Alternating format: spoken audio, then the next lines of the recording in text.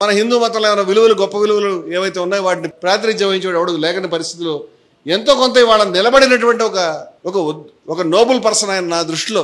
త్యాగి ఆయన. ప్రభుత్వోద్యోగాన్ని వదులుకొని అర్చక వృత్తిని వరించాడు, స్వామివారి సేవను వరించాడు, స్వామివారి సేవకు అంకితమైనాడు, ఆ ఆలయానికి గొప్ప ప్రతిష్టను తీసుకొచ్చినాడు. అలాగే ఏదైనా విషయాన్ని ధీరోదాత్తంగా చెప్పగలుగుతాడు. ఈరోజు ఆయన ఇంట్లో చొరబడి ఆయన పట్ల మనం వినలేని, చూడలేని, ఊహించలేని, తట్టుకోలేనటువంటి విషయాలు. ఆ రోజు ఆ వీడియో మొట్టమొదటి విడుదలైనప్పుడు ఇక్కడ మా వెంకట ఉన్నాడు. నేను చూస్తూ ఉంటే ఆయన వేరే పనిలో ఉన్నాడు.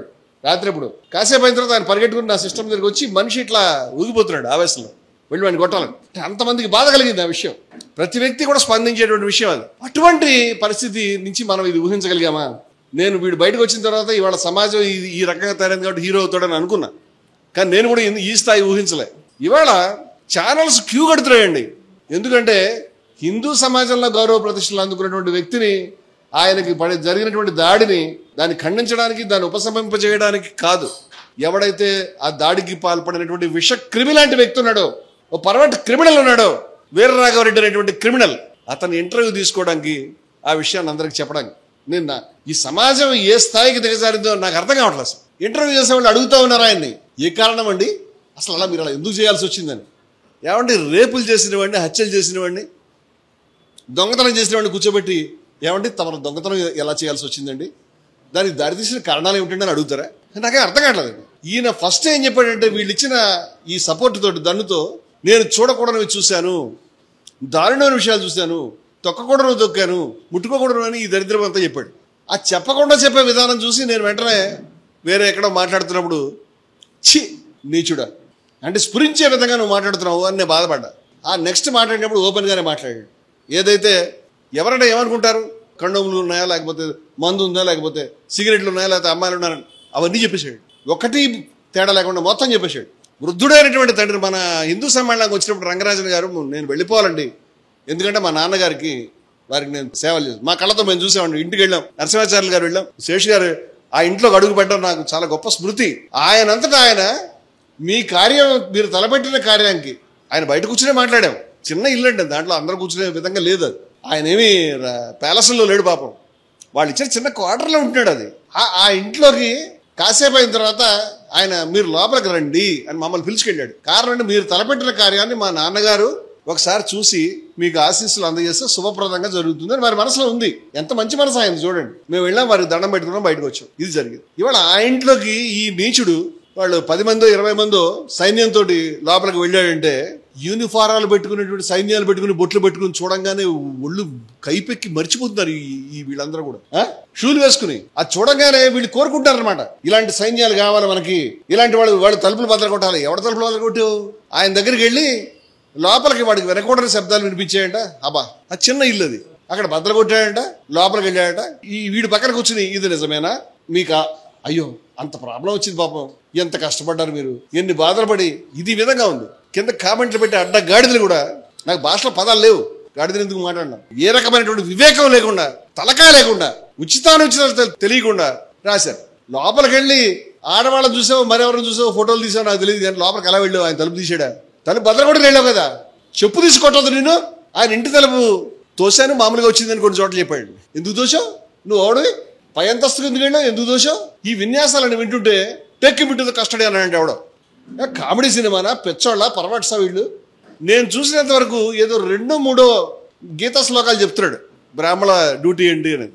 ఆ ఎంతసేపు చూసినా దుడుకు గల అనేటువంటి పంచరత్నాల్లో ఆ చాగరాయి కీర్తన ఎక్కువ వాయిస్తున్నాడు. ఎక్కడి నుంచి ఎత్తుకుని ఆ కూర్చునేది ఏమిటో సంబంధం లేదు ఆయనకి. మధ్యలో ఆ కీర్తన పాడతాడు. విన్నవాళ్ళంతా ఇలా పరవశంగా, ఆ కీర్తనకు నీకేమిటి సంబంధం? ఆ తర్వాత ఎందరో మహానుభావుల్లో 1-2 బిట్లు పాడతాడు. మధ్యలో అన్నమయ్య కీర్తన కూడా అక్కడ విన్నాను. ఏమిటి వైపరీత్యం? ఏమిటిది? ఈ అపహాస్య సన్నివేశం ఏమిటి? ఈ జుగుప్సాకరమైనటువంటి ఇంటర్వ్యూలు ఏమిటి? సిగ్గులేకుండా ఇంటర్వ్యూలు చేసేటువంటి వాళ్ళు, వేరే వెధవా ఎవడింటే తలుపు కొట్టి నువ్వు లోపలికి అది ఎలా చొరబడతావురా? ఆ మహానుభావుడిని నువ్వు చూడడం కాదు, ముందు అసలు లోపలికి ఎలా వెళ్ళావు? అసలు నువ్వు ట్రెస్పాసింగ్ ఎట్ట చేసావు? నువ్వు లోపలికి వెళ్ళిన తర్వాత దొంగ వెధవి.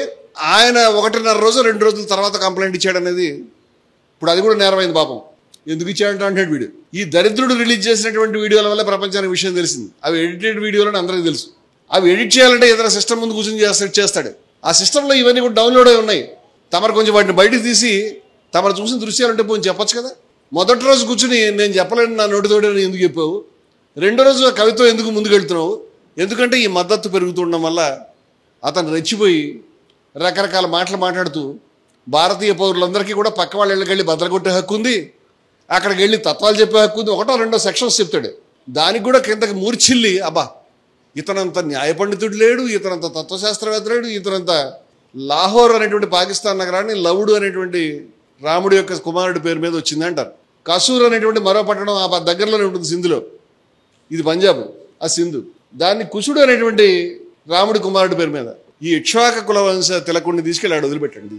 నా రిక్వెస్ట్, మీ రాజ్యం అక్కడ ఉంది నాయన, కాపాడు, ముందర వెళ్ళి శత్రువులను చెప్తున్న వాళ్ళ దగ్గరికి వెళ్ళొచ్చు కదా. ఈ నిష్టదరిద్రుడు ఎవరైతే ఉన్నాడో నీచుడు, భూమి అంతా ఈ ఇక్ష్వాకులదే అని చెప్పాడంట రాముడు. భూమిలో ఈ చిలుకూరు తప్ప ఇంకేం లేదా అని అడుగుతున్నాను. ఇప్పుడు వాటంగా కనిపెట్టి తన మద్దతు కూడగట్టుకోవడానికి నెక్స్ట్ మేము వెళతామండాయా చేస్తామండాయా ఓవైసీల మీదకి అని కూడా చెప్తున్నాడు. అలా అనగానే వీళ్ళు పరవశంలో పడతారండి. ఈ సిగ్గు లజ్జ లేకుండా ఆ రోజు ఏం చెప్పాడంటే అవన్నీ కూడా రికార్డెడ్.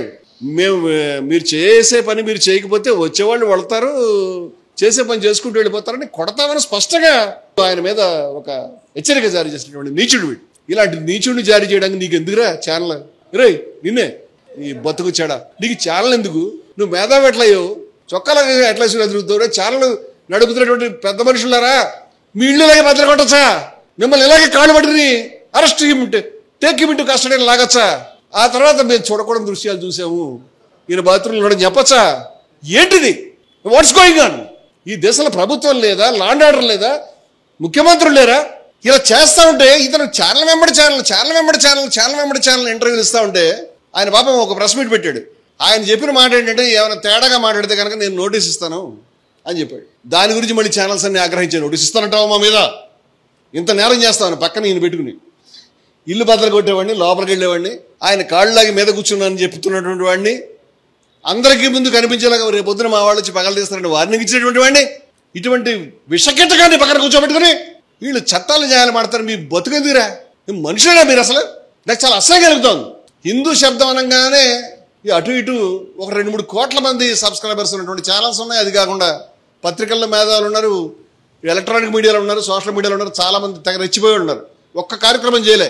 మహానుభావుడు రంగరాజన్ గారిని మించిన ప్రతిష్ట వాడిని చూపించండి నాకు తెలుగు రాష్ట్రాల్లో అర్చకుల్లో. నేను అడుగుతున్నాను, ఇది ఆపద వచ్చింది హిందూ సమాజానికి. ఇంత ఆపద వస్తే ఆ మహనీయుడి మీద దాడి చేస్తే ఒక్క కార్యక్రమం చేయలేదు. నువ్వు ఏం చేసావు? వాళ్ళు కేవీపీఎస్ వాళ్ళు చేశారని నేను వాళ్ళకి చెప్తున్నా. అయినా సరే హిందూ సమాజాన్ని రక్షించేవాడు. రోజు గాంధీ మీద, నెహ్రూ మీద బూతులు తిడుతూ వీడియోలు చేసి మోడీ గారిని పొగిడితే అయిపోయింది. నువ్వు హిందూ సమాజ రక్షకుడివి. ఆ మహనీయుడి మీద జరిగితే పర్లే. ఇప్పుడు కొత్త డ్రామాకి ఉపడ్రామాలు ఉంటాయి కదా, ఆయన మీద దాడి చేశారట. 20 మంది కలిసి వచ్చి ముక్కు కొంచెం గీత పెట్టారంట. వాళ్ళు ఎన్ని కష్టాలు పడ్డారో తెరాలి. పరమానంద శిష్యుల సినిమాలో ఆయన సూద్దామంటే వాడు దూలం మీద కూర్చి దూలం మూసుకొస్తే వస్తారు 20 మంది కలిసి. అట్లా 20 మంది ఈయన మీద దాడి చేసి ముక్కుకి ఇంత చిన్న గాయం ఎలా చేయగలిగారు? నిజంగా వాళ్ళ నైపుణ్యాన్ని మెచ్చుకోవాలి. దీన్ని కొంచెం పోలీసు వాళ్ళు పరిశోధిస్తే బాగుండేది. ఈ సిగ్గు లజ్జలేని మనుషులు వీళ్ళందరూ కూడా ఇప్పుడు దాని గురించి దాడి వెనకాల ఉన్నది అతడి వెనకాల ఉన్నది వీడి వెనకాల ఉన్నది వాడే అని ఎడ్డింగ్లు పెట్టుకుంటూ పెట్టంగా రెడీ అయిపోయారు. 27,000 గ్రామాలు ఉన్నాయి, ఈ అర్చకులు ఉన్నారు, మీరంతా నాకు సైన్యాన్ని మా ఇక్ష్వాక గోత్రాలు ఉన్నాయి. ఏంటి భారతదేశం ఎన్నో పిచ్చిలు చూసింది కానీ ఇంత పిచ్చోడిని అక్కడ ఎన్నో రకాల తేడా క్యాండిడేట్లు చూసాం. అంటే హిందూ మతంలో కూడా మిగతా మతాల్లో తేడా క్యాండిడేట్ ఉంటే మా దగ్గర కూడా ప్రొడ్యూస్ చేస్తున్నాను. కామెడీ క్యారెక్టర్ అన్నప్పుడు ప్రొడ్యూస్ కామెడీ క్రిమినల్ వీడు. కామెడీ అంటే కామెడీ కాదు. మళ్ళీ 27,000 మంది గ్రామాలు ఉన్నాయంట. ఒక్కో గ్రామంలో 3-4 టెంపుల్స్ ఉన్నాయి. వాళ్ళంతా అర్జెంటుగా కనుక వీరరాఘవరెడ్డి గారి ఇక్ష్వాకుల సైన్యానికి కనుక రిక్రూట్మెంట్ చేయకపోతే ఆయన మీ ఇంట్లోకి వస్తాడు, బద్దలు కొడతాడు.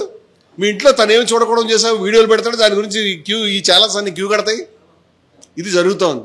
ఈ యొక్క సైలెంట్ మెజారిటీ ఎవరు మాట్లాడలేదని నువ్వు చూస్తున్నటువంటి యూట్యూబర్లు, నీ చుట్టూ తిరిగేటువంటి ఈ పెచ్చోళ్ళు, నీకు కింద కామెంట్లు పెట్టేవాళ్ళు సమాజంలో ప్రజానీకం అని అనుకోకు. పిచ్చి సాహసాలు చేస్తే కనుక చాలా తీవ్రమైన పరిస్థితులు ఎదుర్కోవాల్సి వస్తుందని నేను హెచ్చరిస్తా ఉన్నాను.